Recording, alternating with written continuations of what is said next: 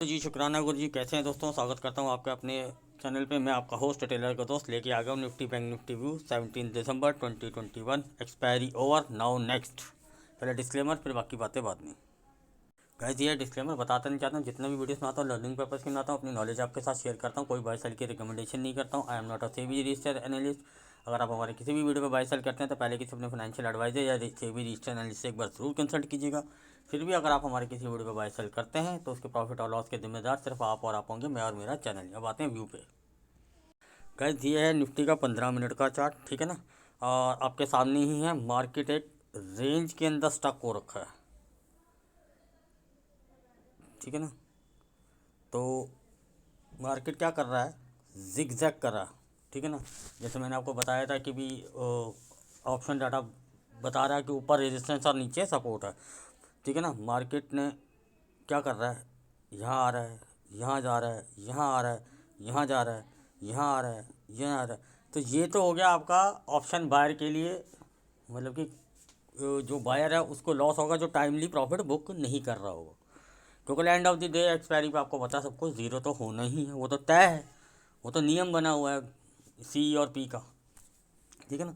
चलो अब हम इस मैटर से आ जाते हैं बाहर, ठीक है। आज आपको कुछ 0-0 दी थी, हाँ उसमें से 37,000 सी की नहीं चली है, बाकी दोनों आपको एक दो खुलते से 17,200 की पी दी थी, और एक स्ट्रैडल दिया था 36,600 पी का और 36,800 पी का। तो उसके अब मैं बताऊंगा कि कैसे क्या लॉजिक लगता है उसके पीछे उस स्ट्रैडल को बनाने के लिए। तो कोई ज़्यादा हार्ड एंड फास्ट नहीं है, कोई आपको बताएगा नहीं, होता कि मेरा ज्ञान है, मैं आपको वो ज्ञान ही खोल देता हूँ। अगर आप उस पर प्रैक्टिस करेंगे तो कल को खुद से भी वो बना पाएंगे, ठीक है। उसको देखेंगे बाद में, पहले हम देते हैं निफ्टी के व्यू पे, ठीक है ना। सर मार्केट का अगर आप लगाएंगे ना, ठीक है ना, मार्केट का असली ब्रेक इवन पॉइंट यहाँ है एक तो, और एक यहाँ है। ये इसको मदर कैंडल बोलते हैं, इसको मदर कैंडल बोलते हैं। इसके बाद आता है फॉलो अप, फिर इसको रीटेस्ट, और ये गया मार्केट, ठीक है ना। उसके बाद मार्केट इस रेंज में स्टक हो गया, ठीक है ना, जो मैंने अभी आपको बताया, ठीक है ना। मैंने आपको एक चीज़ कुछ टेक्निकली लाइन में समझाया है, बाकी कोई ऐसा कुछ नहीं, ठीक है ना। सर मार्केट ने कुछ नहीं किया, मार्केट जब से घूम रहा है यहीं घूम रहा है। अगर आप देखेंगे तो पिछले कुछ दिनों से आपको लगेगा कि 500 भी गया, 16,800 भी गया, लेकिन एक्चुअल रेंज वो 17,200 से ले, आप मान के चलिए 1700 से लेके 17,350, 400-500 भी नहीं गिनते, क्योंकि मोस्टली ज़्यादातर टाइम ये इसी रेंज में रहा है। मतलब कि नीचे भी एक बार दो चला गया, एक दो बार ऊपर भी चला गया, तो उन हम दोनों साइडों को अगर हम एवरेज ऑन निकालेंगे तो इसी एवरेज के अंदर मार्केट घूम रहा है। आपको लग रहा होगा मार्केट बुलिश हो गया, बेरिश हो गया, इसलिए कहता हूँ कि डाटा यहाँ पे आपको हेल्प कर जाता है, ठीक है ना। टेक्निकली आपको लेवल्स मिल जाते हैं, चार्ट पैटर्न आ जाते हैं, ये सब कुछ आते हैं, वो आपको हेल्प करते हैं। पर लाइव मार्केट में डाटा से और लेवल से बढ़ के कोई चीज़ नहीं, ठीक है ना। चलो कोई बात नहीं, अब हम आते हैं सर अपने व्यू पे। सर हम इस मदर कैंडल को छोड़ देते हैं, ठीक है ना। तो हम एक ट्रेंड लाइन बनाते हैं। ये मैंने वैसे ही खींची है रफली, कोई ऐसा कोई फिक्स नहीं हो, थोड़ा मतलब कि वैसे मैंने बनाई नहीं, ठीक है ना। तो अब आप बोलोगे सर इसका ब्रेकआउट आ गया। सर एग्जैक्टली निफ्टी में आप कह सकते हैं कि हाँ ब्रेकआउट आ गया इस 15 मिनट के कैंडल के चार्ट के ऊपर, लेकिन हम आएंगे हर तरह के सिनेरियो को क्लियर करते हुए। ऐसा नहीं बोलेंगे कि मार्केट गया जी यहाँ से यहाँ, यहाँ से यहाँ आग लग गई, ऐसा कुछ नहीं है। मार्केट में कुछ आग नहीं लगेगी, मार्केट देखना इसी रेंज में आपको घूमता हुआ नजर आएगा फिलहाल। क्योंकि जैसे आप सबको पता है, जो पुराने होंगे उनको पता होगा, एफ लोग जो हैं दिसंबर एंड में वो चले जाएंगे, और आपको पता है जो प्रोज हैं वो ऑप्शन सेलिंग में ज़्यादा बिलीव करते हैं बाइंग से ज़्यादा। तो मार्केट एक स्टक रेंज में रहेगा दिसंबर के अंदर। अगर कहीं भी ब्रेकआउट आएगा या ब्रेकडाउन आएगा तो मार्केट और चार्ट पे मार्केट में आपको दिखाएगी, बताएगी, और ऑप्शन डाटा वहाँ रिफ्लेक्ट करेगा, तो हम उस साइड की पोजीशन खोल कर बनाएंगे, ठीक है ना। अभी हम क्या कर रहे हैं, जो पोजीशंस बना रहे हैं उनको हल्का हल्का बुक भी कर रहे हैं टाइमली, ताकि वो हमारा रेट डाउन आ जाए। और अगर मार्केट नहीं भी अगर हमारे साइड में पूरी मूवमेंट करे तो हम अपना जो 100 रुपये का प्रॉफिट है, अगर वो हमें 70 रुपये 50 रुपये मिल जाए तो हम उसमें भी इनफ है खुश रहेंगे, ताकि हमारा कैपिटल भी आ जाएगा और हमारा प्रॉफिट भी हमारे पास आ जाएगा। हमने जो एम होता है 1 2 3 टारगेट्स, उनमें से 1 और 2 के बीच बीच में हमारी एवरेज, अगर मार्केट हमारे रेंज हमारे एक्सपेक्टेशन अगर ब्रेकआउट नहीं देती है तो अभी हम ये मान के चलते हैं कि मार्केट एक रेंज में। लेवल सर अपडेटेड है टेलीग्राम पे, ठीक है। अगर आप न्यू व्यूअर हैं तो टेलीग्राम का लिंक से डिस्क्रिप्शन में लिंक आप ज्वाइन कर सकते हैं, नहीं तो टाइप करके भी ज्वाइन कर सकते हैं, ठीक है ना। अब आते हैं सर अपने व्यू पे, क्या व्यू है सर। सर जैसे मैंने आज आपको एक BTST भी दी थी, जैसे ग्रुप पे भी डाल दिया था वो कि सर कोई BTST जब थी तो मैंने दे दी, 17,400 की सी दी मैंने। तो आई थिंक तो उस टाइम पे 130 और 135 के बीच में चल रही थी, किसी ने 34, 38, 40 के बीच में ली होगी। और लास्ट अगर डे एंड पे भी अगर वो बुक करके गया होगा तो 165 प्लस के उसके हाई एग्जैक्टली मुझे नहीं पता कितना मार किया, 165 प्लस तक तो थे, इतना तो मैंने देखा था लास्ट में।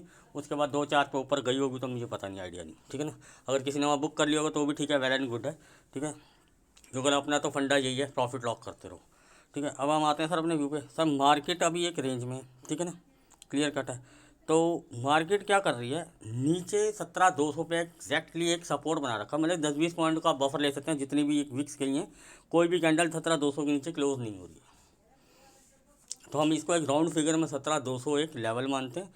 सर ऊपर का जो लेवल है अभी तक 300 और 350, मतलब कि एक राउंड फिगर लेवल मानते हैं, एग्जैक्टली लेवल टेलीग्राम पे अपडेटेड है। तो इस रेंज में अब हायर एंड पे उसको रेजिस्टेंस मिल रहा है। इस पूरी एक्सपायरी में मोस्टली यही गेम चली है। आपके सामने 1-2 बार ऊपर थोड़ा बहुत जाना हुआ, एक अलग मैटर है, लेकिन कुछ भी सस्टेनेंस नहीं है, ना ऊपर की तरफ ना नीचे की तरफ, ठीक है। अब आप बोलोगे सर मैं आपको क्लियर कर बताता हूँ। सर मार्केट खुलती है फ्लैट, 248 के आसपास क्लोजिंग है, तो हम 10-20 पॉइंट इधर और 10-20 पॉइंट इधर, दोनों तरफ हम मान लेते हैं कि फ्लैट खुलती है, ठीक है ना। और मार्केट अगर सर ऊपर 285 के लेवल को होल्ड करती है, सस्टेन होती है, कोई बुलिश कैंडल देती है और फॉलोअप देती है, go for the buy side. Sir level to level trail करना है। I am aiming for 2 targets, 350 to 380, 345 वाला लेवल है, 345 को लेकर 380, इसके बीच में आनी चाहिए। तो मेरा एक फर्स्ट टारगेट है, मैं वहाँ पे कुछ अपनी क्वांटिटी बुक करना चाहूँगा। टिप मिलता है, एज़ पर डाटा देखूंगा कि ऐड ऑन करना है या फिर अभी वेट करना है, वो मेरा अपना अलग कंसीडर करने है। सर इसके बाद मैं नेक्स्ट टारगेट इसके लिए सेट करूँ, जो मैं अपने लिए सेट करता हूँ, 430 to 480। आप बोलोगे सर 480 आएगा कि नहीं आएगा, I don't know. Target set का मतलब ये नहीं कि 480 आएगा ही आएगा। सर वो 430 भी हो सकता है, 445 भी हो सकता है, वो मार्केट के ऊपर डिपेंड करने लगेगा। लेकिन अगर आप इससे मेरे से रेजिस्टेंस पूछोगे एज़ पर, तो जो मैंने आपको एक बना के दिया हुआ था उसमें रेजिस्टेंस इसके पास 530-35 के आसपास आ रहा है, ठीक है ना। 5-10 पॉइंट का बफर लगा सकते हैं, 5-10 पॉइंट पॉले, 5-10 पॉइंट कोई ट्रेंड लाइन में वो मार्केट लाइन चार्ट को ज़्यादा फॉलो करती है। इसलिए मैं आपको, आप लोग कैंडल पे बनाओगे इसलिए मैंने आपको 530 का लेवल दे दिया, 5-10 पॉइंट का ऊपर नीचे बफर लगा के, ठीक है ना। ये इसके लिए एक जो मैंने आपको पहले एक पैटर्न बना के दिया था, वहाँ का अभी फ़िलहाल उसका रेजिस्टेंस हुआ है। और नीचे के अगर आप सपोर्ट पूछेंगे, सर नीचे की सपोर्ट फ़िलहाल तो बहुत दूर है, ठीक है ना। ये एक सेंटर पॉइंट थी जो मैंने आपको एक लाइन बताई थी, उसके नीचे है। ये 300 से 350 के ऊपर आएगी तो ये उसके ऊपर आ जाएगी लाइन, ठीक है ना। वो लाइन स्लोपिंग डाउन साइड की तरफ है। सर आप बोलोगे सर आप तो बायस हो गए ऊपर की तरफ, सर नीचे आ रहा हूँ मैं अब। Sir market if not hold 185, 17,185, इसको ब्रेक करती है, सस्टेन करती है। सर पहला लेवल इसको एक हर्डल है छोटा सा 154 का, 150 आप कंसीडर कीजिए। उसके बाद 17,105 फर्दर नीचे लेवल्स दिए हुए हैं। अगर ब्रेक करती है और सस्टेन करती है, फॉलोअप देती है, यानी कि विक बनाने के लिए इंट्राडे में जैसे अब 2-4 बार गई है, एक कैंडल बाई चांस बंद भी होगी, अगली कैंडल फॉलोअप नहीं दे रही, वापस अंदर आ गई, तो उसको हम सस्टेनेंस नहीं मानते, ठीक है ना। तो अगर कोई शॉर्ट कर भी रहा है किसी लेवल पे, तो मतलब कहने का वो इंट्राडे तो समझ में आ रहा है। अगर सस्टेन एंड होल्ड करती है तो then I will cut my position on C sides, then I will add on P side, क्योंकि रेडी हमेशा दोनों तरफ के लिए रहना चाहिए। Stop loss is a part of the game, मेरा स्टॉप लॉस वही सेट है। ये नहीं कि 185 आया तो मेरा स्टॉप लॉस हिट हो गया, ऐसा सीन नहीं है मेरा, ठीक है ना। मैंने आपको बता दिया सस्टेन एंड, अगर क्लोजिंग बेस देखेंगे तो 150 का मेरा क्लोजिंग बेस स्टॉप लॉस है। ये मेरा अपना भी बता दिया आपको, क्योंकि मैंने आपको ये भी बता दिया सर मैं ऊपर की तरफ जा रहा हूँ, ज़्यादा इंटरेस्टेड हूँ, और मैं आपको क्लियर बता रहा हूँ, ठीक है। गलत होऊंगा राइट होऊंगा वो मार्केट डिसाइड करेगी।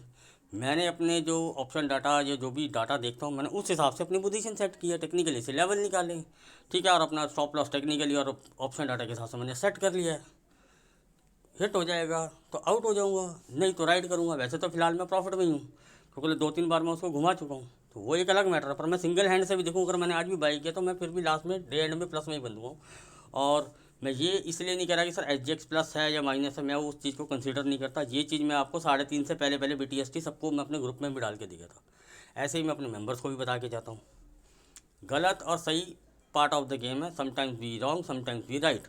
वो चलता रहता है, ठीक है ना। मार्केट में कुछ भी 100% कोई चीज़ नहीं है, ये तो सभी को पता ही है, ठीक है ना। मैं आपको अपने टारगेट्स बता दिए, लेवल्स मैंने आपको दे रखे हैं, अपना स्टॉप लॉस बता दिया। हाँ, अगर इंट्राडे में 185 के नीचे सस्टेन एंड होल्ड होता है, I will also go for the short side, क्योंकि सर मैं मार्केट के जिद से नहीं लड़ सकता।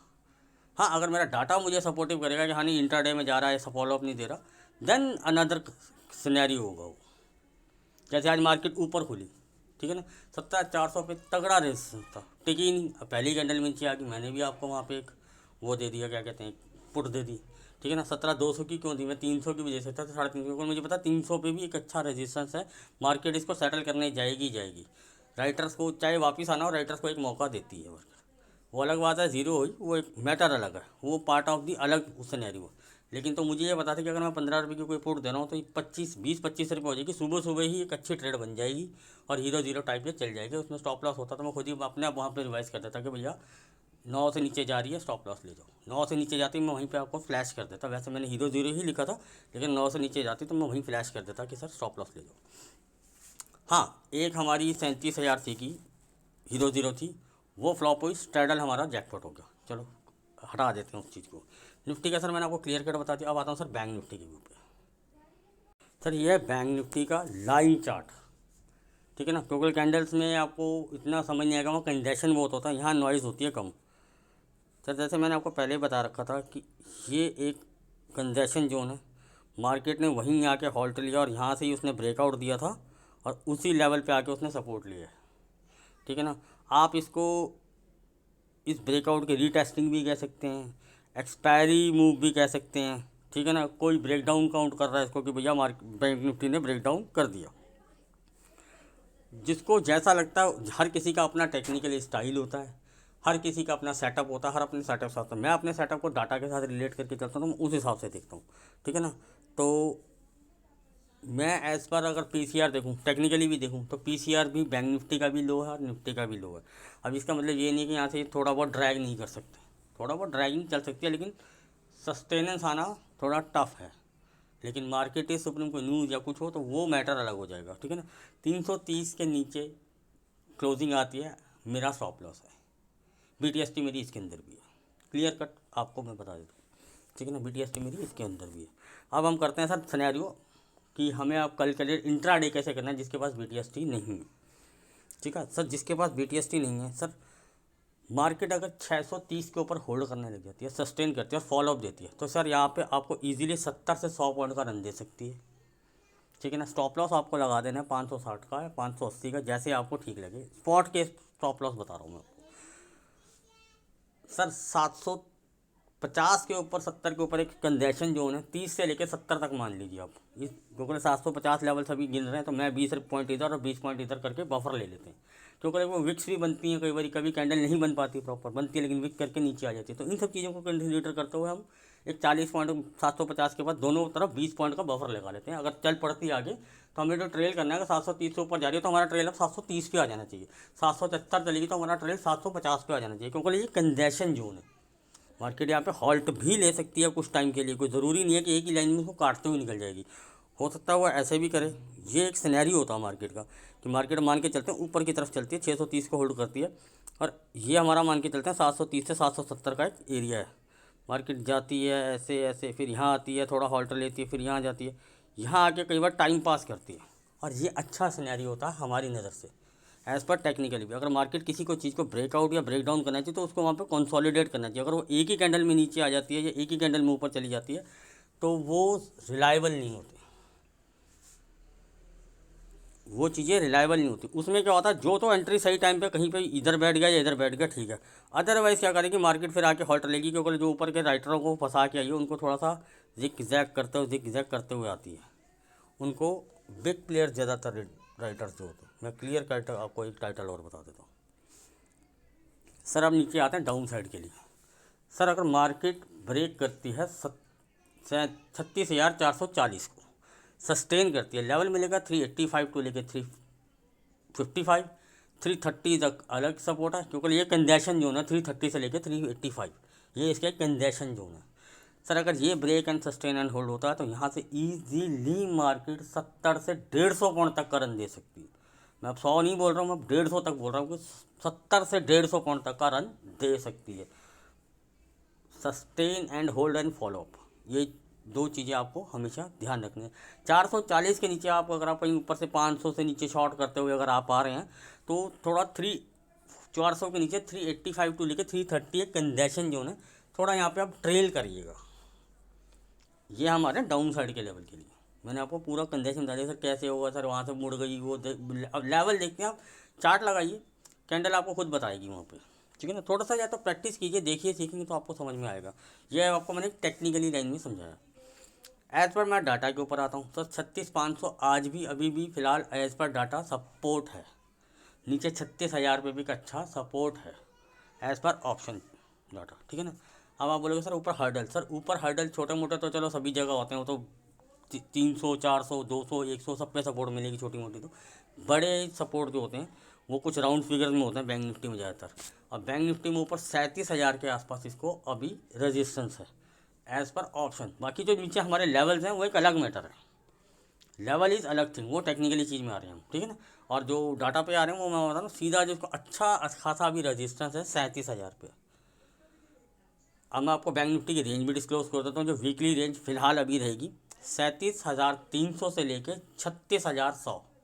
अब थोड़ा 200 से हम 100 पॉइंट नीचे आ गए हैं, क्योंकि मार्केट एक बार जब जर्क देती है तो कई बार नीचे का जर्क लेती है इंट्राडे में समटाइम्स, इसलिए एक 100 पॉइंट का बफर ले लिया हमने। तो जो अभी अगर आप ऐसा ऑप्शन चेन देखोगे तो वहाँ से तो 36,000 से लेके 37,500 है, फिर वहाँ वो 1,500 पॉइंट की पूरी रेंज बनती है, ठीक है ना। तो वो अगर as per option round figures की लेंगे तो वो भी मैंने आपको क्लैरिफाई कर दिया। सर आप बोलेंगे आपका view sir buy on dip है, मैं ये नहीं कह रहा कि मार्केट कल ही यहाँ से बम पटाके फाड़ती हुई यहाँ चली जाएगी, ऐसा कोई सीन नहीं कह रहा हूँ, ठीक है ना। मैं बाय ऑन डिप पे हूँ फिलहाल, और स्टॉप लॉस मेरा रहेगा जो अभी मैं BTST करके गया हूँ, फिलहाल वाली BTST 330 के नीचे क्लोजिंग मेरा स्टॉप लॉस है। बाकी जैसे जो भी ठीक लगेगा या जो भी कोई नए ऑप्शन डाटा में चेंजेस आते हैं या कुछ सिनेरियो चेंज होता है तो मैं लाइव मार्केट में टेलीग्राम पे आपको अपडेट कर ही देता हूँ।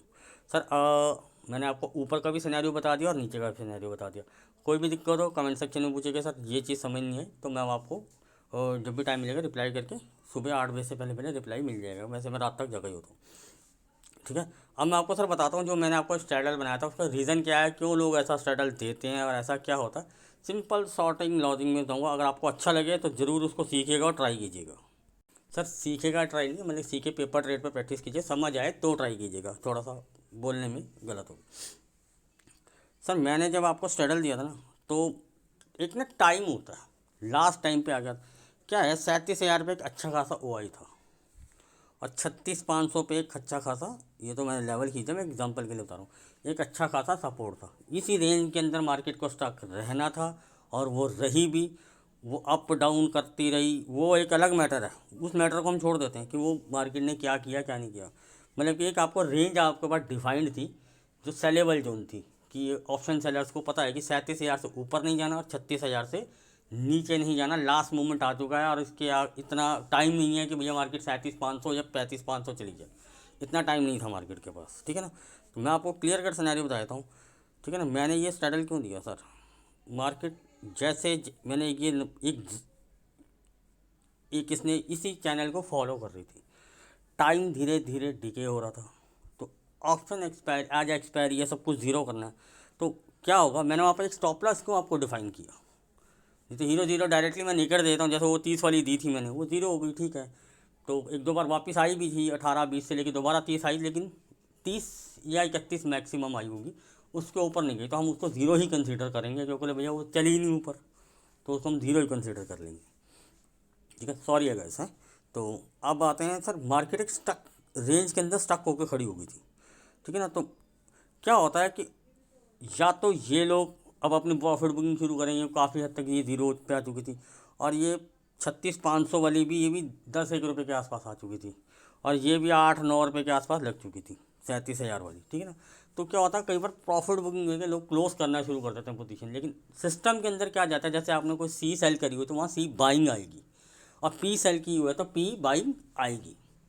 तो वहाँ वो ये नहीं देखता है कि भैया आपने ऑप्शन राइटिंग की पोजीशन ख़त्म करी है, सिस्टम को ये इंडिकेट मिलता है कि भैया पुट बाइंग हो रही है या कॉल बाइंग हो रही है। ठीक है।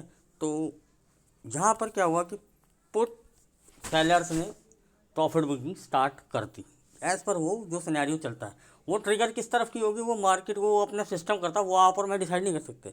लेकिन क्या होगा था, मार्केट एक स्टक रेंज के अंदर होगी थी। अगर अब ये यहाँ की मतलब कि पुट सेलिंग मुझे सॉरी कॉल राइटिंग सेलिंग, मुझे ये था कि ऊपर की तरफ ज़्यादा होगी, क्योंकि ये ढीके होकर ख़त्म हो चुकी थी और यहाँ OI भी बहुत सॉलिड था।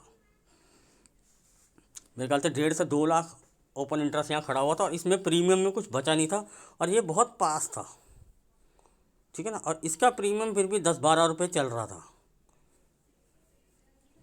सॉरी 15 से प्लस प्लस ही था इसका, ठीक है ना। एग्जैक्टली अब नहीं ध्यान रहता है, मैं क्लियर बोलूँ आपको। तो चांसेस आर मोर ब्राइटर कि ऊपर की तरफ ट्रिगर होना चाहिए। फिर भी हमने सेफ साइड के लिए 40 रुपये की एक सी और 40 रुपये की एक पी ले ली, ठीक है ना। और इसमें स्टॉप लॉस क्यों डिफाइन किया गया था कि टाइम कम था, कि मार्केट अगर इसी रेंज के अंदर टाइम पास कर देती, भी थोड़ा यहाँ विक बनाती, थोड़ा ऊपर विक बनाती और यहीं टाइम स्पेंड करके ख़त्म कर देती, तो सर ये दोनों 40 वाली भी ज़ीरो हो जाती। इसीलिए यहाँ डिफाइंड था कि भैया 80 रुपये की आपकी कॉस्टिंग है, 40 रुपये का आपका स्टॉप लॉस होना चाहिए। अगर मार्केट को यहीं करके डिके कर देना, वो कहीं नहीं जाना चाहती, मतलब 750 तक तो जाती है, 650 आती, 650 750 वो धीरे धीरे कम और नीचे कम होती चली जाएगी। विक बनाने के लिए 10-20 पॉइंट इधर 10-20 पॉइंट हो जाना, वो एक अलग मैटर होता है। उससे क्या होगा कि ये दोनों 40 रुपये वाली भी ज़ीरो हो जाती। तो इसमें क्या रहता है, इसका लॉजिक क्या होता है इस ट्रेड का, इस लॉजिक का ट्रेड होगा सर, ये आपको ना ऑप्शन चेन के हिसाब से बनानी पड़ती है। ये वो आपको डिसाइड कर देता है, आपको एक ट्रेंड लाइन, एक चैनल बनाना पड़ता है, फाइंड आउट करना पड़ता है कि मार्केट किस चैनल के अंदर फंस गई है और किस तरफ ट्रिगर हो सकती है। समटाइम्स ऑप्शन चेन आपको पहले से बताने लग जाती है कि भैया ऊपर की तरफ से राइटर्स जा रहे हैं या नीचे की तरफ से पुट राइटर्स जा रहे हैं, तो वो एक आइडिया लग जाता है कि ऊपर की तरफ चांसेस है या नीचे की तरफ और चांसेस आर ब्राइट। लेकिन अगर दोनों ही हटने को तैयार ना हो, इसमें क्या होता है कि 10 में से 8 बार ये स्ट्रैडल फिर भी चलता है, 2 बार ये फेल होता ही होता है। इसलिए इसमें स्टॉप लॉस होना ज़रूरी है।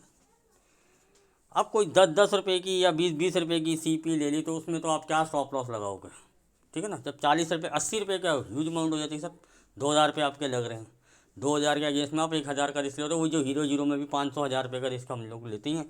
तो इस कंसाइडर में क्या होता है कि एवरेज मैं कहता हूँ चलो 10 में से 7 बार या 6 बार भी चले तो ये अच्छा रिटर्न देके जाती है, ठीक है ना। इसका लॉजिक यही रहता है। और इस लॉजिक में क्या होता है, मैं आपको एक चीज़ और बता देता हूँ कि मार्केट किस तरह, मैं ये नहीं कहता था कि भैया मार्केट 37 आएगी, मार्केट कम से कम इस लेवल और इस लेवल तक आनी ही चाहिए थी अगर ये अप साइड को ट्रिगर करता।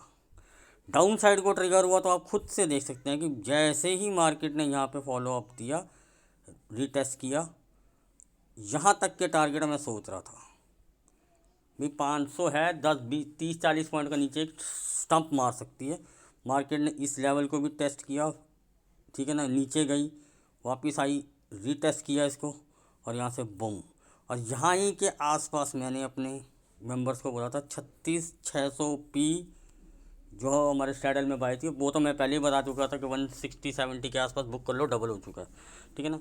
और 36,500 P बोथ सेल्ड, 36,500 और 36,600 सर, ये 90 रुपये के आसपास फैल करी थी 36,500 की, और 36,600 मेरे ख्याल से 170, 180, 75 जो भी एग्जैक्टली मुझे याद नहीं, वो मैंने बता रखा था वहाँ पे, ठीक है ना। और उसका लो लगा सर वहाँ से 40 के आसपास और वो क्लोजिंग भी 50 के आसपास दी गई। किसी ने 100 में भी कर लिया होगा तो अच्छा रिटर्न है, अगर वो बाई नहीं कर पाया होगा तो सेल में करके पैसा कमा गया होगा विदिन 5 to 10 मिनट्स, ठीक है ना। तो ये ऑप्शन सेलर को हमेशा ये रॉक फ़ायदा होता है, ठीक है ना। जो ये आप मूव कई लोग डिसाइड कर रहे हैं कि ब्रेक डाउन आ गया, ये गिर गया, सर मैं कहता हूँ अगर इसको ब्रेक डाउन कंसीडर करना है, इस चैनल को अगर आप ब्रेक डाउन, तो ये एक अच्छा खासा सपोर्ट भी है।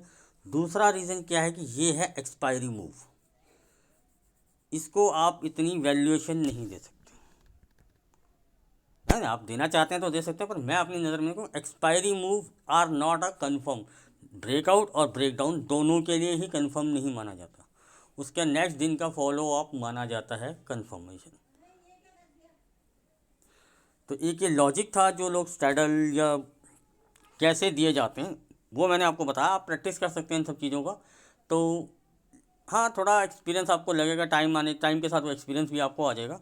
तो ये तो स्ट्रैडल बनाना मैंने आपको सिखाया कि कैसे लोग कहते हैं सर प्रीमियम कैसे चॉइस करें या क्या स्ट्राइक प्राइस लें। कोशिश कीजिए कि जितना हो, लास्ट टाइम के पास आते आते अगर आपका ये चैनल ऐसा कहीं कंजेशन जोन में फंस रहा हो तो एक चैनल बनाइए। उसके जैसे मान के चलिए अब ये रेंज में फंसा हुआ था 36,600 से लेके 750। तो मैंने क्या किया, जब 700 के आसपास थी तो मैंने दोनों तरफ की ये दे दी भी 100 पॉइंट उधर है 100 पॉइंट इधर। मोस्टली कोशिश कीजिएगा कि 100 पॉइंट की रेंज में ही खेले कीजिए कई। तो उससे क्या होगा कि अगर मार्केट मान के चले, मैं ये नहीं कहता कि बहुत लंबे लंबे मूव दे देगी आपको,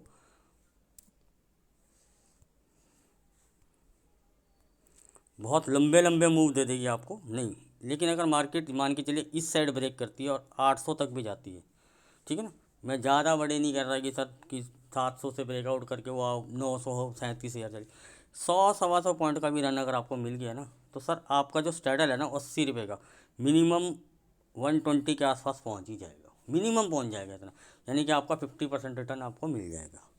सर जैसे यहाँ से देखिए ब्रेक डाउन किया इसने, ये यहाँ पे ब्रेक डाउन किया इसने, ठीक है ना, यहाँ आया 90 रुपये का मार गया था, वापस आके जब यहाँ आया तब इसने रन दिया। अच्छा, असली इसका प्रीमियम बढ़ा इस ब्रेक के रेंज ब्रेक होने के बाद, जब इसने यहाँ से लिया ब्रेक, क्योंकि 600 के बाद 100 पॉइंट के बाद ही उसका बफर मिलता है। तो ये स्पीड थोड़ी फास्ट होती है क्योंकि यहाँ पे प्रॉफिट बुकिंग ये सब फटाफट होना होता है, इसलिए इस टाइम पे प्रीमियम बहुत फास्ट बढ़ता है। पूरे दिन में आप देखिएगा या पूरे वीक में देखिएगा इतना प्रीमियम फास्ट नहीं बढ़ता जितना इस टाइम पे बढ़ता है, क्योंकि जितनी स्पीड से बढ़ना है उसको पता है कि बायर्स को अट्रैक्ट करना, इन्हीं को बाद में मार भी देना है, इन्हीं बायर्स को किल भी करना है बाद में। तो ऑप्शन सेलर्स जो होते हैं वो बेवकूफ़ नहीं होते, वो जो चीज़ बड़ी है इसमें अपनी और सेलिंग बढ़ाते हैं, और जो रह गए होते हैं वो नए आ जाते हैं उसके अंदर, तो उनको पता है कि ये प्रीमियम तो फ्री का है, जो पूरा दिन या हफ्ते से लेके बैठे हुए हैं उसको खाने से अच्छा ही है। तो इसलिए इन सब चीज़ों को प्रॉफिट हमेशा टाइमली बुक करते रहना पड़ता है या ट्रेल करते रहना पड़ता है। क्वांटिटीज़ वाइज ट्रेल कीजिए या टाइमली, अगर आप सिंगल लॉट 2 लॉट हैं तो उसको टाइमली बुक करते रहिए, क्योंकि उनकी कोई गारंटी नहीं रहेगी कि 10 का 200 हो जाएगा 500 हो जाएगा, होता है लेकिन 10 का 20 जाके 0 हो जाएगा, वैसे भी सिनेरियो मोस्टली रहते हैं। तो ये सब चीज़ें आपको सीखनी है। मैंने हीरो जीरो के बारे में बताया, काफ़ी लोग पूछे थे, मैंने कहा मैं कोई काम कर रहा हूँ तो उसके पीछे कोई लॉजिक तो हो, लॉजिक के बिना क्या सर मैं आ गया कोई भी बोल देगा सर ये बाय कर लो 20 रुपये की, ये बाई कर लो 20 रुपये की, वो तो सबको पता है मोस्टली हो जाता है। लेकिन कई लोग क्या करते हैं स्टार्टिंग एक्सपायरी में ही ये सब शुरू कर देते हैं। तो क्या, अगर मार्केट मान के चलो आपने यहाँ 100 पॉइंट पे कोई सी ले ली और 100 की कोई पी ले ली, मार्केट यहाँ पे है, अरे ये कम से कम आपकी बहुत ज़्यादा OTM होगी, कम से कम 1000-1500 पॉइंट हो, और मार्केट मान लो कि 2 दिन भी 500 पॉइंट के रेंज में स्टॉक रही तो ये 100 से 105 से ऊपर नहीं जाने की, ये 90 हो जाएगी, जब तक ये 105 होगी तो ये 85 आ जाएगी, कौन इनमें डीके चलना स्टार्ट हो जाएगा। तो ये पर जो लास्ट मोमेंटम पे ये चीज़ें बनती हैं, इसका रीज़न क्या होता है, क्या लॉजिक होता है, मैंने आपको ऑप्शन चेंज से भी बताया, टेक्निकली भी बताया, ये क्यों आते हैं ऐसे मूव्स। ऑप्शंस को एडजस्ट किया जाता है, इस वजह से एक्सपायरी मूव बोला जाता है इसको। कितने भी जो पुराने आपको प्रोफेशनल्स होंगे वो हमेशा यही बोलेंगे कि expiry move are not reliables. Sometimes वो होता है कि भैया उसने एक्सपायरी पे ऊपर ब्रेकआउट दे दिया और अगले दिन से वो फॉलोअप देना शुरू कर देता है, या ब्रेक डाउन दे दिया तो फॉलोअप देना शुरू कर देता है, लेकिन जो भी उसका फॉलोअप होता है वो नेक्स्ट दिन से माना जाता है। एक्सपायरी मूव को रिलायबिलिटी नहीं मिलती, क्योंकि यहाँ पे options big players, retailers, FI जो भी हैं, जो प्रोफेशनल्स हैं, सब अपनी ऑप्शंस को जो भी उनकी पोजीशन है उसको एडजस्टमेंट की जाती है। सॉरी थोड़ा वीडियो लंबा हो गया, सॉरी उसके लिए माफ़ी चाहूँगा, तो पहले कंप्लेंट आती है वीडियो बहुत लंबा बनाते हो, ठीक है। प्लीज़ अगर आपको वीडियो से कुछ भी सीखने को मिल रहा हो, अच्छा लग रहा हो तो please like subscribe and share. मिलते हैं कल लाइव मार्केट में।